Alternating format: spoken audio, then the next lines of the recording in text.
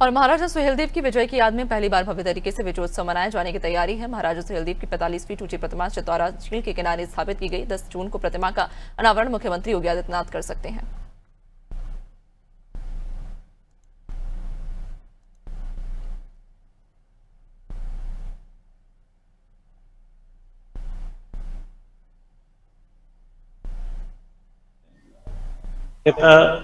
यहाँ पर लोकार्पण होगा इस स्मारक का। उसके बाद पास ही में एक स्थान है, वहाँ पर जनसभा होगी।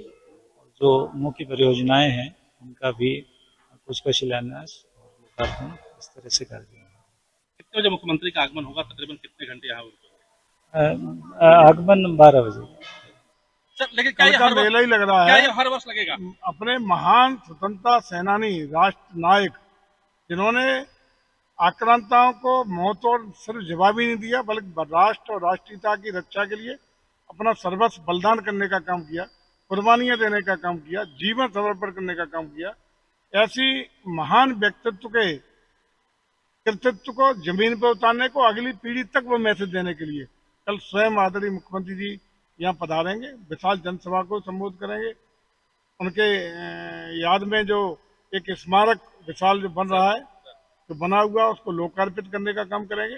और ये विरासत के सम्मान के साथ साथ सनातन संस्कृति, सनातन आस्था, सनातन भावनाओं का सम्मान और राष्ट्र के महान नायकों के सम्मान की चिंतन, उनकी भावना अगली पीढ़ी तक पहुंचाने का, अगली पीढ़ी जान सके। हम लोग इतिहास को भूलने का काम करते हैं, ये प्रयास हमारी सरकार कर रही है। देखिए, वो पराक्रम और शौर्य के प्रतीक रहे महाराजा सुहेलदेव जी, और उन्होंने मशहूर गाजी को यहाँ पर पराभूत किया था, और उन्होंने सनातन धर्म के रक्षार्थ और अपनी राज्य के रक्षार्थ उन्होंने जो संघर्ष किया वो अपने में अद्भुत है। और उनके इस शौर्य गाथा के लिए हम सभी उनका नमन करते हैं, प्रणाम करते हैं। माननीय योगी आदित्यनाथ जी की सरकार ने यहाँ पर उनके स्मृति में एक भव्य स्मारक यहाँ पर बनाई हुई है, और वो बन करके तैयार है। आदरणीय प्रधानमंत्री जी ने उसका शिलान्यास किया था और कल उसका लोकार्पण हो रहा है।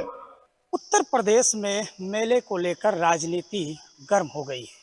सैयद सलार मसूद गाजी पे जिला प्रशासन ने बैन लगाया, तो महाराजा सुहेलदेव के तपोस्थली स्थल पर यही वो स्थान है, चित्तौरा झील है, जहां पर सैयद सलार मसूद गाजी और महाराजा सुहेलदेव के बीच 1034 ईस्वी में युद्ध हुआ था। इतिहासकार बताते हैं कि मोहम्मद गजनबी का भांजा व सेनापति सैयद सलार मसूद गाजी सोमनाथ मंदिर को लूटते हुए दिल्ली सीतापुर नानपारा के रास्ते जब बहराइच पहुंचा, तो यहाँ पर श्रावस्ती के राजा रहे महाराजा सुहेलदेव के बीच युद्ध हुआ। इतिहासकार बताते हैं कि महाराजा सुहेलदेव शब्दवेदी बाण जानते थे। शब्दवेदी बाणों के आगे सैयद सलार मसूद गाजी की हजारों और लाखों की सेना धराशायी हो गई। यहाँ पर सैयद सलार मसूद गाजी और महाराजा सुहेलदेव के बीच हुए युद्ध को लेकर तरह तरह की कहानियाँ हैं, तरह तरह के इतिहासकार बताते हैं। और भी बात कर लेते हैं यहाँ के जो राजा हैं, पयागपुर स्टेट के जो राजा हैं, क्योंकि ये क्षेत्र पयागपुर स्टेट में आता है। राजा साहब हैं, इनसे जान लेते हैं कि आखिर इतिहास क्या कहता है। क्या सैयद सलार मसूद गाजी और महाराजा सुहेलदेव के बीच हुए युद्ध के बाद ये पहली बार उत्तर प्रदेश में महाराजा सुहेलदेव के नाम से पहली बार मेला लगने जा रहा है, और इस मेले को लेकर सरकार की तरफ से और आपकी क्या तैयारियां हैं?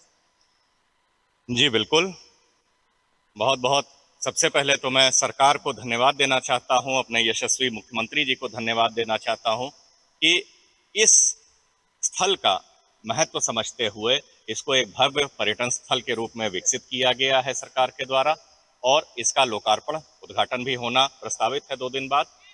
ये स्थल, जैसा कि आप सब लोग जान रहे हैं, 1000 साल पुराना इतिहास अपने में संजोए बैठा हुआ है, और हम लोग तो दशकों से ये मंदिर आप देख रहे हैं, हमारे बाबा जी का नाम भी इस पे लिखा हुआ है। 75 साल पहले इसको हमारे बाबा राजा वीरेंद्र विक्रम सिंह जी ने, जो पयागपुर रियासत यहाँ हुआ करती थी उसका ये अंश हुआ करता था, ये सब भूमि जो 1000 साल पहले सैयद सलार मसूद गाजी को महाराजा सुहेलदेव जी ने यहीं मार गिराया था, यहीं पर परास्त किया था, भीषण युद्ध हुआ था।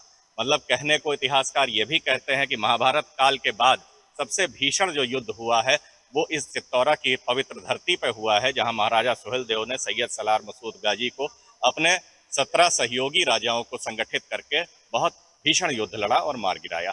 सैयद सलार मसूद गाजी और महाराजा सुहेलदेव के युद्ध के बाद बाकायदा ये क्षेत्र वीरान हो गया था, लेकिन प्रयागपुर की स्टेट ने इसको संवारा, सजोया, और जब उत्तर प्रदेश और केंद्र में भाजपा की सरकार आई तो इसे एक नया स्वरूप दे दिया।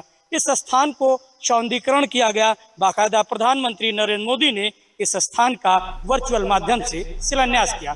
कैमरा पर्सन विनोद त्रिपाठी के साथ विनोद द्विवेदी, आनादि टीवी, बहराइच।